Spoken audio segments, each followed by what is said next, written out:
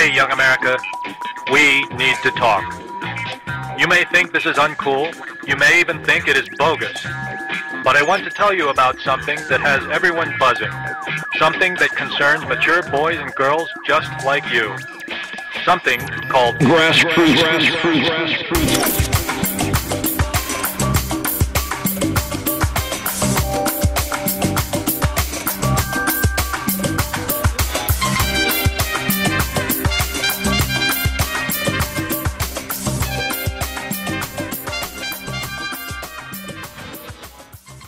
Welcome to Grassroots Podcast, where it's not just about where you're going, where you are, but it's also about where you came from. This podcast is co-hosted by myself, Erin Ashley Simon, and my partner in crime, Brandon Killabh BH Hall. And we definitely got to talk about that nickname, because that's one unique nickname, Killabh BH.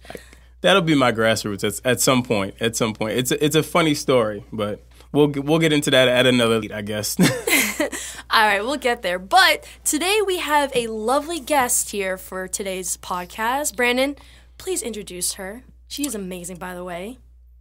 Our guest today is just, in my opinion, is one of the rare cases in music, as well as just from a personal standpoint. Her name is Felicia Temple, right? So she's a singer, but by day, she's a nurse. But she has a lot of creative attributes with her that I thought that were astounding, and something that obviously I wanted the world to see and we wanted to kind of shed light on. So, we're going to get into her grassroots today. Felicia Temple being a guest on the show today. Yes. Thank you for having me. Glad to be here.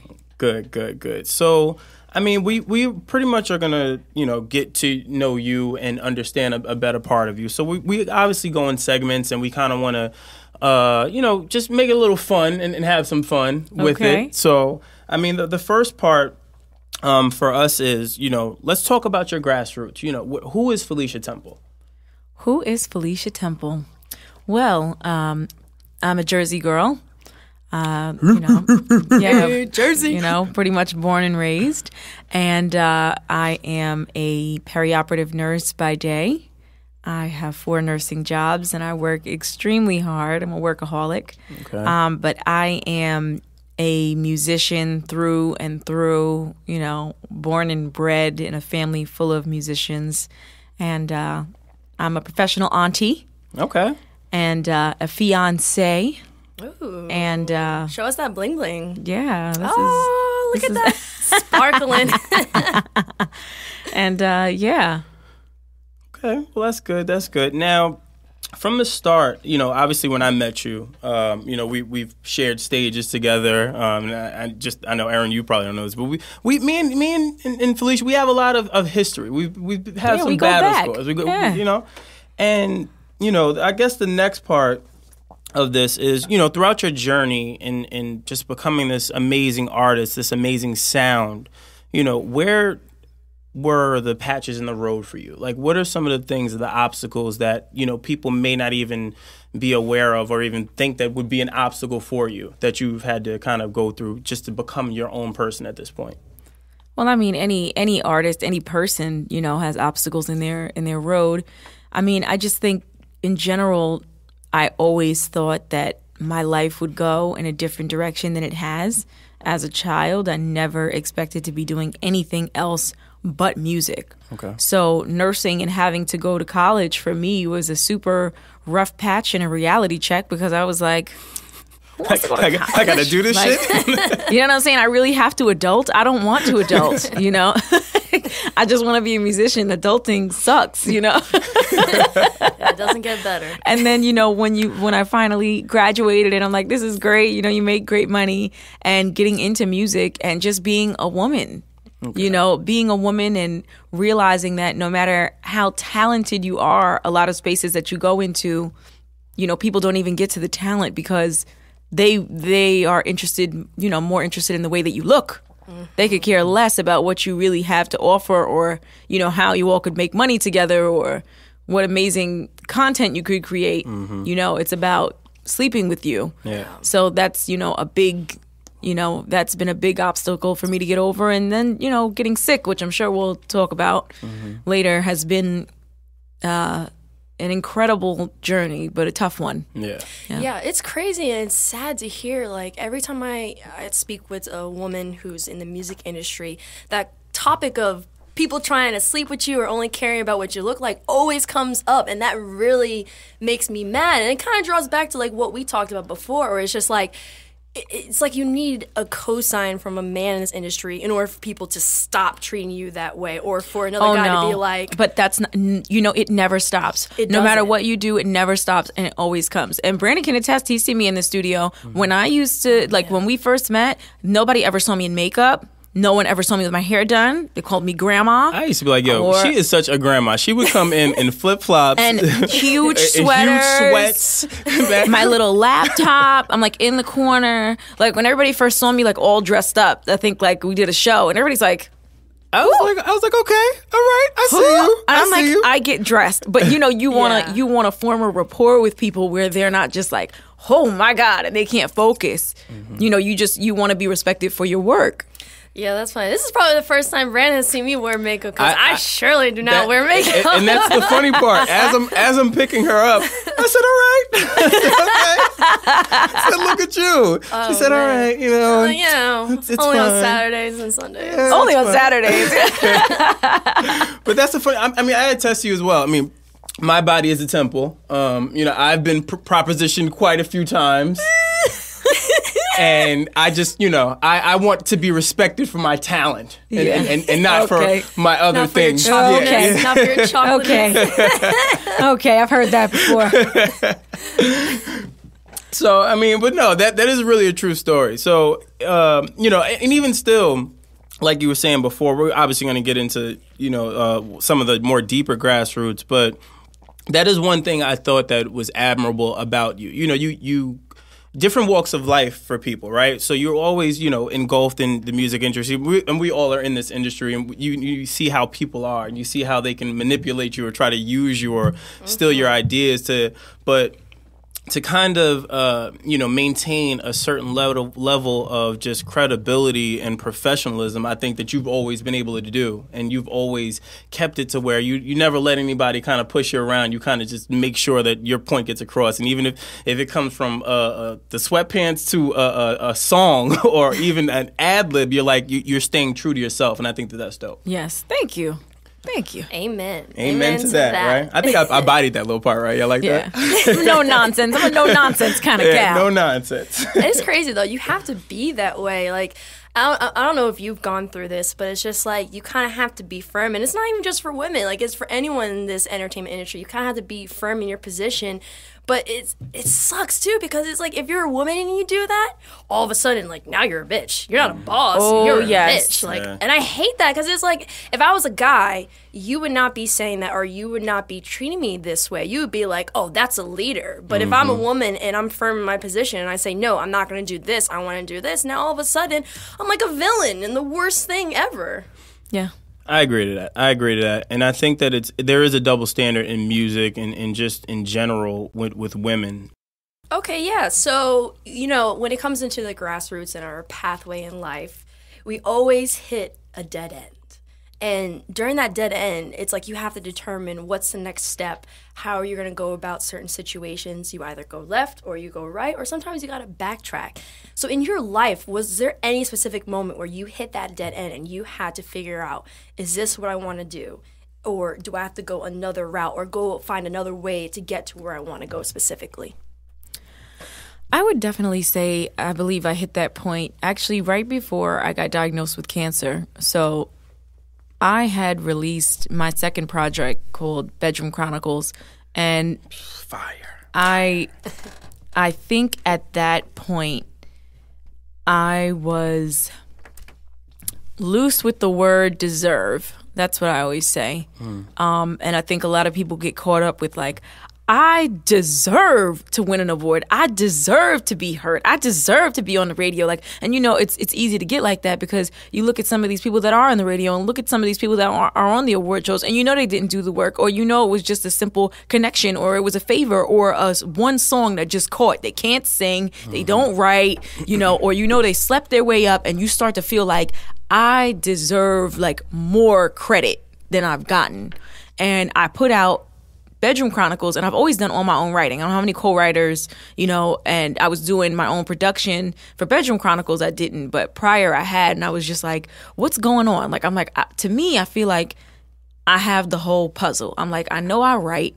I know I look good. I know I've got a good show. My voice is good. Like, what's going on here? I put out a project, and I don't feel like it's moving the way it should. And, without me really knowing it, I was still pretty new. I still am pretty new to the industry. And I put out my first project till 2013. So for a lot of people now, I'm like, people are like 4 years in and you're doing all that you've done. Some people are like 15 years in, still trying to get, to half the places that I've been. But right after I did Bedroom Chronicles, I was just like, this is not enough. This is not it. And I need help. And I don't know what to do. I don't know what my next direction is going to be. Am I just going to make sexy music forever? Like, is that what I'm going to be known for? Like, what's my image supposed to be? I had no clue. And I was just kind of aimlessly like, all right, I guess I'll record something. But I wasn't feeling anything. I was just recording stuff. And I don't want to say lucky for me, but yeah, lucky for me. I got sick, and it gave me a time to stop and completely reevaluate what it was that was really important to me. And things that I thought were important to me were no longer important to me. I got sick, and I was like, I never even got to get married. Like, I didn't even get to have kids. Like, I want to see my nieces grow up. Like, I want to buy a house. Like, none of what I was, I love the records that I was making, but I could care less. Yeah, at this point. Yeah. So, at that point, I felt like I was really at a dead end. And even when I got sick, I wasn't seeing the forest for the trees, per se. And I was like, what am I really supposed to do now? Like, I can't be bumping and grinding with this big scar on my stomach. Yeah. Like, you know what I'm saying? Like, the type of music that I was making, I was like, I'll never be in a two-piece again. Like, what kind of sexy music am I supposed to be making now? So that was a really major point for me where I thought, like, that's it. Like, this is over. This is over for me. I thought about it and I said, I didn't know that. We shared stages. we again, like I said in the beginning, we had battle scars, and I was like, wow, like, damn, I didn't know that she was dealing with this whole time. And then again, I put you on this different pedestal. We deal with pressures of, trying to fix shows and be perfect when we're going on stage. And we wear these hats, these performer hats where everything is great and everything is glitz and glam. And then to see you come out and just be like, yeah, I'm dealing with this. Like, I was fresh from a chemo treatment, that story, you know what I mean? I think you should probably share that, because that's something for me was groundbreaking in itself, for you to just go and kill Highline Ballroom fresh after chemo. I thought that was just remarkable. Yeah, I remember that day vividly because it was the first week of chemo, and I was taking oral chemo. So the only real difference with chemo by mouth is just that it's a pill. You get all the same side effects. You feel disgusting. You want to throw up. You're weak. You're tired. The whole 9 yards. And I remember Joe had said, oh, I really want you to come out and do Unnecessary Pain. And, I want you to do, come on, like, let's do the show, whatever. So I'm like, all right, you got it. I'll be there. But, I was at the point where I wasn't really ready to share what was going on with me. Imani knew, but, Joe knew, like, but I tried to I just wanted to be normal. I wanted to fit in. I didn't want anybody to pity me. And sometimes people hear the word cancer and they automatically assume you're going to die. Yeah. And they like want to run the other direction, or they just feel so bad for you and they put these bad vibes on you. So I was like, I'm just going to go out and do the show and just be regular and whatever. But that show, and that was early November. Yeah. That was the first time I got on stage, and I had had surgery August 12th. I had the right side of my colon removed, you know, and I was starting chemo, and I was upstairs, and the chemo is very particular. You have to, like, certain pills you have to have on an empty stomach, certain pills you have to take with food on your stomach, and you're supposed to take all these pills at the same time, some magic way, and you're taking these, like, 8 giant horse pills. I was, like, sick. I was, like, I remember I was, like, looking, they had, like, hummus upstairs, and I'm like, okay, I got to put something in my stomach because I got to take these pills, but I don't want to be sick on stage. And I took the pills, and I'm just sitting upstairs, like, oh my God, I can't throw up here. Like, I can't do it. And I'm like waiting to get on stage, and even trying to sing on the stage, I was like pushing it out because everything still hurt. Everything was still sore. Yeah. And I remember at one point, there's a picture that I think I had posted, and Joe and Imani are like, their arms over me, and my head was down. And I remember being like, don't throw up. Don't throw up. And it's the truth though, because I remember we came off stage. I was like, "Yo, are you okay?" You're like, "Yeah, I'm just tired. And I was like, and me being just concerned, man. I'm going, "Yo, what's wrong with Felicia? She good? Like, I've never seen her like that." And he's like, "Nah, she's just tired. She cool." And I was just like, to find out afterwards, I was just like, that oh I was God. on chemo. Yeah, I was just like, wow, man, like. You just never know what people are going through. You really don't. And I think when it comes to people who deal with illnesses, it's like a whole new level of strength that they might have never felt before that comes out. Because although I didn't deal with anything that serious, my mother is fairly sick. Like, she has one kidney, deals with fibromyalgia, endometriosis. So, like, for most of my life, I've seen her struggle with it and go through pain. But there are some days where, you know, behind the scenes, she'll be sick and not feeling well. But then when we're in front of everyone else, she's smiling, she's happy, she's moving. And I'm just thinking to myself, like, where you were just 2 seconds ago crying and now you're smiling? Like, it's some inner superhuman strength that comes out of you. And, I've seen that in my mom. And I feel like you found that strength. And I think having that moment, although I would never wish for anyone to go through that, having that moment, it seems like, was the turning point that gave you that extra inner strength to say, you know what, I'm going to continue with my music on my own terms and do it the way that I want. And you said now there's people that are coming to you wanting to help you and help you prosper. So it's kind of like turning something that's bad into like a very positive and motivational moment. And I think that's beautiful. I think that's amazing. I do too. I mean, even like you put it so eloquently. You said, you know, this was like the best / worst thing that happened to me. And I identify with that because it's an eye-opening experience. You know, the human side of you now is coming out. You're saying, all right, fuck all this shit. I don't need stages. Where are my nieces? Where are my family? Where are the people that, you know, are important to me? How am I going to connect with these people now? Like, I thought that was very humbling, you know, to hear. And again, just I'm happy that you're here. I'm happy that you're okay. And you know what I mean? Like, that's something that is important. And I don't think people really understand that, you know, you can be the richest person in the universe, you can be the most successful, but life is you can wake up today and be gone tomorrow, very simply. And I think that was probably something that you probably identified with easily. You know what I mean? You know, I always tell people, like, I don't claim to be super duper duper religious. I have a relationship with God, you know, and I go to church and, you know, I pray often. Everybody calls me Pastor Temple. And my thing has always been, even before I got sick, you know, that when I pray, I don't pray for specific things. I always pray for God to use me in whatever way he sees fit. And when I got sick, I had like a brief moment, maybe a day or two, that I was like, God, why me? Like, you know what I'm saying? Like, I pray, I do the right thing. You know, I haven't been a whore. Like, come on, God. Like, why? Like, why does it have to be me? I do, you know, I do the right thing. Yeah. And you think to yourself, I'm a good person. Like, you could think of so many other people that could get this and they could go, you know, like the world might be a better place without them. And I'm like, God, why me?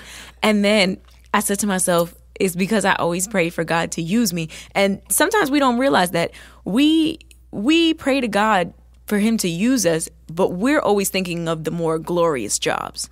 Like, God, use me to win a Grammy. Use me, you know, so that I can be rich and I can have a mansion and, you know, I can look prosperous and successful. And sometimes God uses you in ways that are not so glorious. Like, you're going to be the loser, but you're going to be the strong loser. You know what I'm saying? So that you have a testimony later. So I know, looking back, you know, God has used me in a very, very unique way that I wouldn't take back. I would not be the person that I am had I not gotten sick, for sure. Yeah, and I have my personal relationship too, and I always felt that when I went through hard times, the same thing happened to me. Like, why me? Like, why is this happening to me? And I'm seeing other people who aren't as nice people, and positive things are happening. But one of the things I've realized is sometimes it's a true test. It's to see if you have the strength or if you're ready to go on to that next phase of your life. And I guess it's like sometimes we don't understand when things happen and why it happens, but then later on you look back, you're like, oh my gosh, now I know why I went through that. Yep. I agree. So, I mean, what would you, this next segment, I guess, it's more of your moment of truth. I've been a nurse. I'm a songwriter. I'm an artist. At what point did you say, but no, I'm an artist at heart. This is my defining moment. I know that I'm meant for this. When did that happen for you?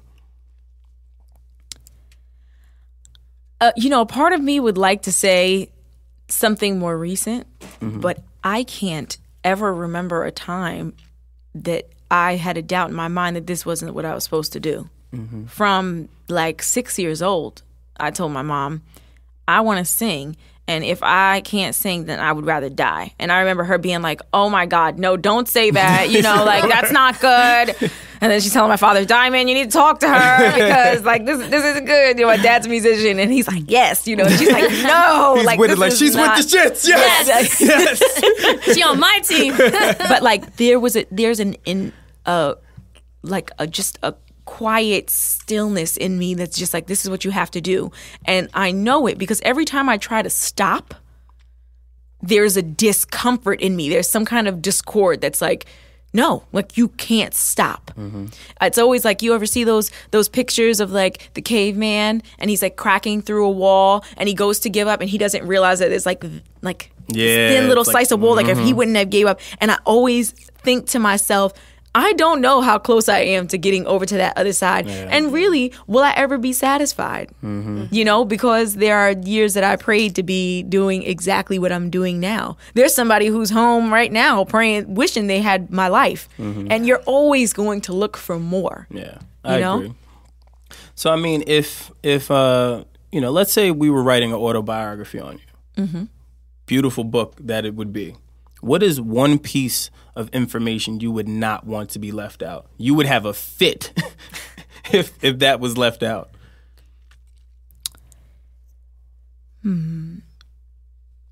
My grandmother. My grandmother was a major influence in my life. She was probably the most honest person I've ever known. And she died a long time ago. She died in 1999. But I lived with her for quite some time when I was little in Jacksonville, Florida. And I just feel like she's just like inhabited me. Like I remember being a kid and her telling one of my cousins, like my cousin was singing at a block party. And she got off the stage and my grandmother was like, my darling, because that was always her thing. Don't you ever embarrass this family like that ever again. You cannot sing.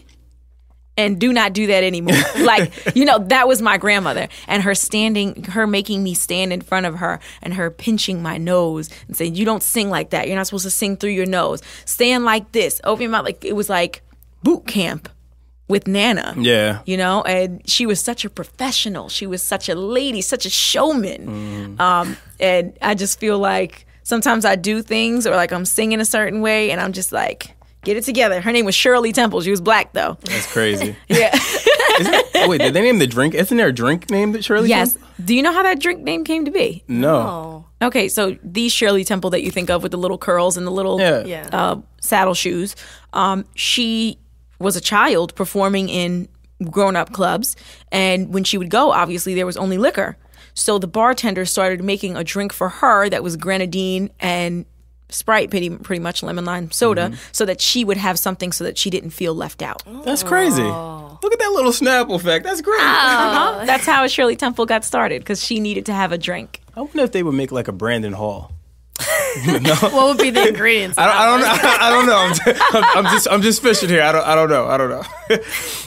Nah, but that's cool. So, I mean, let's get into your project because, again, I think, obviously just following you from a career perspective and just seeing your growth.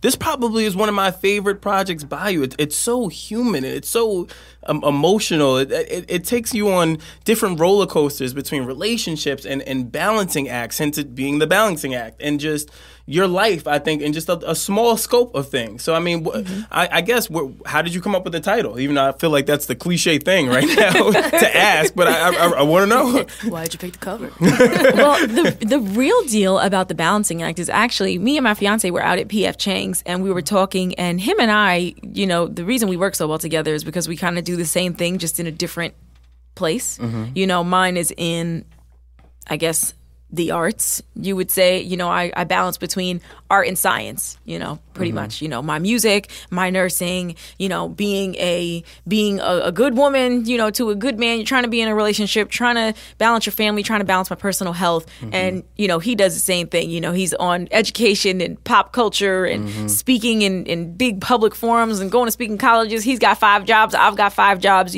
and we were joking at the bar and we were like, once we get married, we should go on a tour, called The Balancing Act. We not only balance each other, we all got all these plates. Mm-hmm. And how many people, there's nobody that doesn't balance something. Yeah, no. Everyone's balancing something. Some people are just really, really, really good at it. Yeah. And I was like, we should go on a tour called The Balancing Act. And I was like, I'm going to name my project that. Like, that's an amazing name. Like, I was like, because that's exactly what it is. Mm-hmm. I agree. I mean, I try to balance alcohol. I try to balance my diet. I try to balance a lot. I don't know if I'm being successful, but I try. I try. But I mean, again, project was amazing. I think it spoke volumes. Like I said to you, the first record off this EP, it's called Carpe Diem. It's one of my favorites on the project because it's like, I have these dreams. I know I'm talented, and I'm successful, but I know that I'm meant for more. Mm-hmm. I know that I have a higher purpose outside of just saving lives, even though that's remarkable in itself. You know what I mean? But I know that I'm meant to do something else greater. And I think being able to find that and identify yourself with it and then going for it, you know what I mean? Hence you being on X Factor and The Voice. I mean, I keep saying X Factor. Why do I keep saying that? Because she is the X Factor. That's true. The voice is what it is. I said that to everybody. I was like, X Factor, does she eat bugs or something like that? And I couldn't understand why they were asking me. Now that makes sense. She got a hole in her nose. The voice, that's what it was. But again, being on The Voice, I think, and I know that you and Alicia Keys, you've always loved her. You always have said that. Yeah. And I think that, obviously having that moment, tell me about that. How was that moment for you? That moment was incredible. That really felt like my first genuine yes moment. And anybody who's following their dreams understands that you get so many no's, so many no's. Even, back to that deserve thing. You feel like you deserve more, and it just never comes. You never get that moment of validated, yes, this is it for me. And I legit agreed to do the show because I knew she was on it. And I was like, as long as I can say she heard me. Mm-hmm. When you admire someone as an artist so much, it means a lot for them to validate your gift. Yeah. Even though you have it and nobody really needs to validate you but God, and I get that. But when you really, really love somebody so much, for them to recognize that there's something special about you is major. So when she turned her chair, I was like, oh, I don't need nobody else has to turn. If this ended right now, for her to turn around and be like, yes, and yes, I like it, I like you. Oh, I was like, oh, it's real. It was, man, what an incredible moment. And then I got to sing with her. I was like, I would have practiced. I'm up there please, God, don't let me forget the words. We definitely got to add that clip into the podcast so people can hear that moment. Because just hearing you talk about it, I'm about to go back onto my computer and see if it's up there and watch that moment. It's up there. I found it. You found it? I was stalking. I'm telling you, I was stalking her. I was going on a parade of that's my friend. Look, you see it? You see it? And the moment, I'm so sad that of course they have to edit things for TV, so you don't get to see everything. Mm-hmm. That lasted about a half an hour. Really? And Yeah, because that wasn't the only song we sang. Wow. So I had a bet with people backstage, and I was like, I'm wearing this red jumpsuit. I'm like, I swear to God, if Alicia Keys turns here for me, I'm gonna be like, this girl is on fire. And I was like, and everyone was like, it was a running joke backstage. And when she came up and Adam Levine hit me with the alley-oop, like, yeah, I think y'all should sing together. I was like, I know what I'm singing. Like right away, I was like, I'm about to bust out This Girl's on Fire.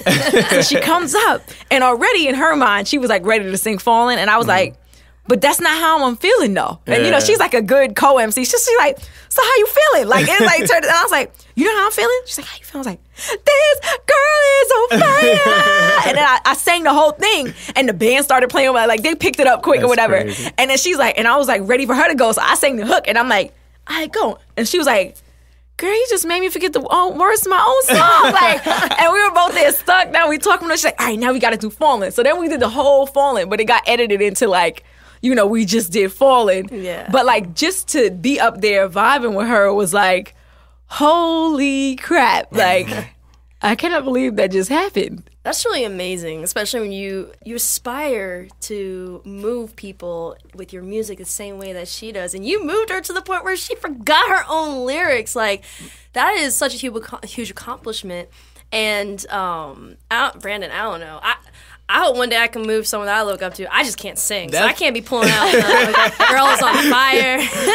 Yeah, I don't know, man. I've tried singing. It didn't really work for me. That's why I wrote skits. That's why I wrote skits. You know what's funny? I went to a studio one day. Some guy just came up to me. He's like, are you an artist? I'm like, no, I'm not an artist. He's like, you look like an artist. You should sing. And I'm like, have you heard me sing before? Like, do you want me to record myself in the shower? It's not pleasant. And he was like, oh, you should go and rap. And I'm like, nah, I'm good. I think I'm good there. Yeah, good. Let me just be that person in the back room, just chilling. You know? Nah, but I mean, again, I think that's crazy. That's got to be a wow moment for you. You know what I mean? You're singing with someone you consider to be your idol, and for them to be so wrapped up and engulfed in what you're doing to emulate them to where they lose track. And they're professionals. She's done this time and time again, sung in front of countless stadiums and large crowds, obviously. And for her to have a wow moment with you, that's major. That's major. Major keeler. I'm happy you're my friend. I'm happy about that. Can I be your friend? We're all friends. Yeah. So the next thing that we're going to go on is, of course, we talked about your beginnings, your trials and tribulations, and the path that you took.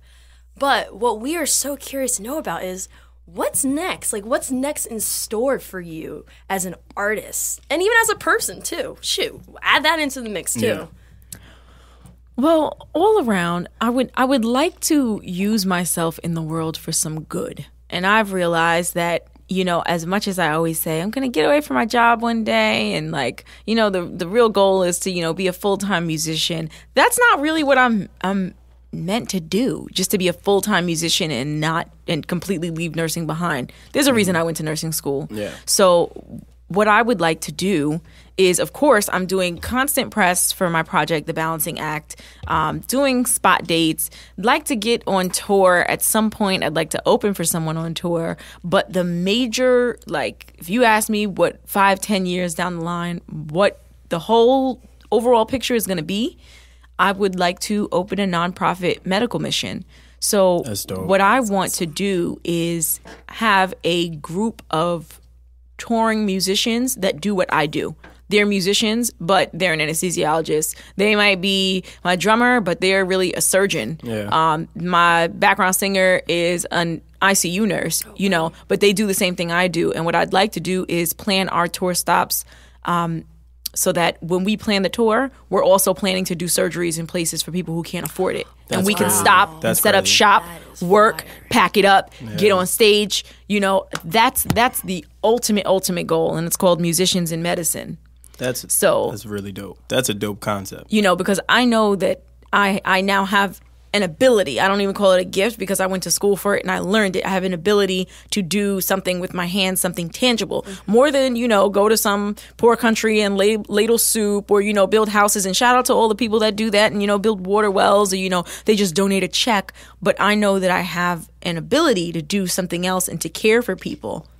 And I want to be able to do it all and show young people that I can do it all. I've started doing patient advocacy for patients with rare cancers.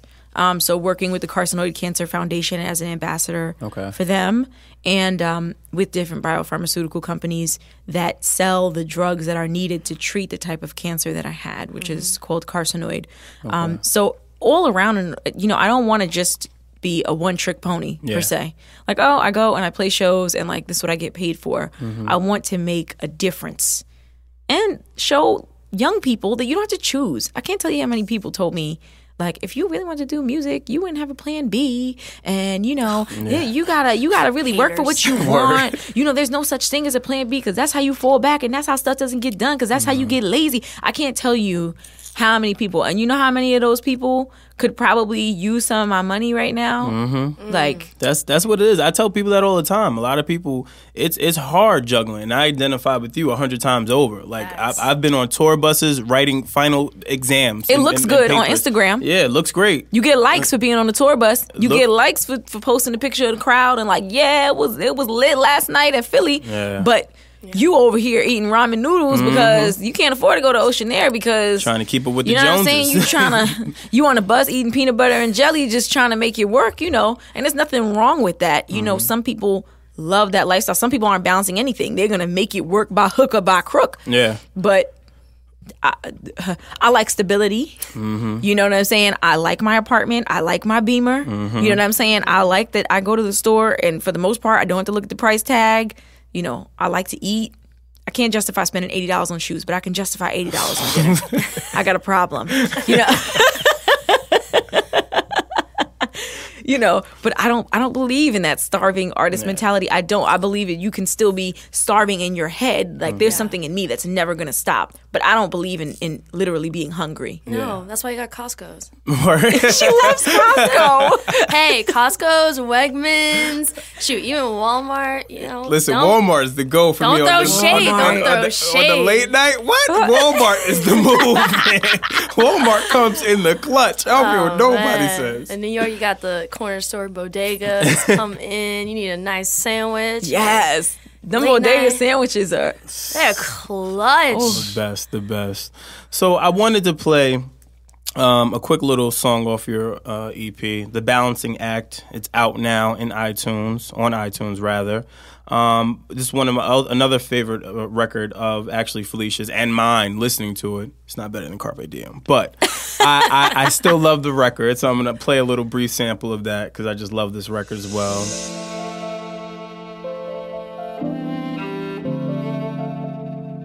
Name of this record is called No One But You. You heard it here first. Grassroots.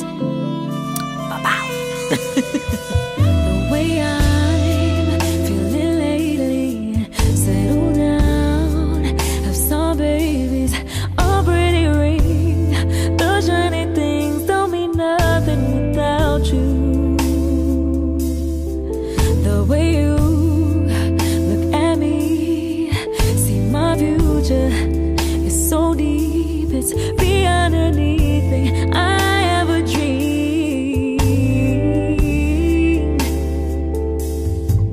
I don't wanna see anyone but you, love anyone but you. I don't wanna be with anyone but you, have anyone but you. I don't wanna be with anyone but you, no one but you now. I don't wanna see anyone but you, love anyone but you. I don't wanna be with anyone but you, have anyone but you. I don't wanna be with no one, no one, no one, no one, no one else now. Things that you do to me make my heart skip a beat. It's like my whole world all makes sense up to this. Once again, you heard it here first, ladies and gentlemen. Felicia Temple, The Balancing Act. No One But You. That smash hit on the radio. Oh my goodness. Late night 102.5.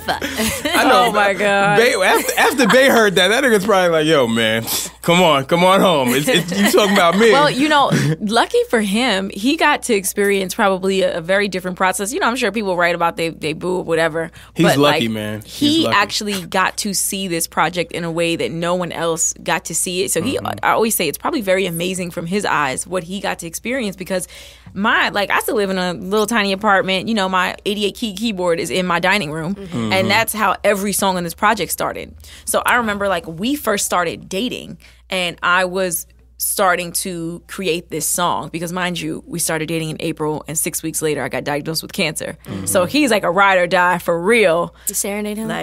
I would serenade him. Absolutely. He would sit on the couch in the living room, and I'd be like, you want to hear this song I'm kind of writing? I kind of used you as inspiration. He's like, okay. And at the time, I remember I only had 3 keys, and I was like, dun-dun-dun-dun-dun, dun-dun-dun-dun-dun, and I was like, the way I feel it lately. Mind you, this is kind of new, so I didn't want him to look at me crazy, but I'm like, settle down, have some babies, a pretty ring. Get a hint. I want a ring. No. But these songs, he would see me, I would send him videos of me just with maybe a first verse and a hook, and he's like, yo, this is incredible. And then fast forward to 2 years later, and I've got a whole band playing it, and there are people online that song is my jam. He's like, that song's about me. Thank you. That song's about me. Yeah, it is so crazy. You know how people say music heals? Metaphorically, she's doing that, but also literally. Yeah, she's that is healing true. herself, healing others, healing even the nice ring on her hand. She's Yeah. doing it all. He- it's amazing. That's because he heard the record. He healed. He made He's her like, make can that I record. sign up and got- today? I always say he's the first guy I made a nice song about.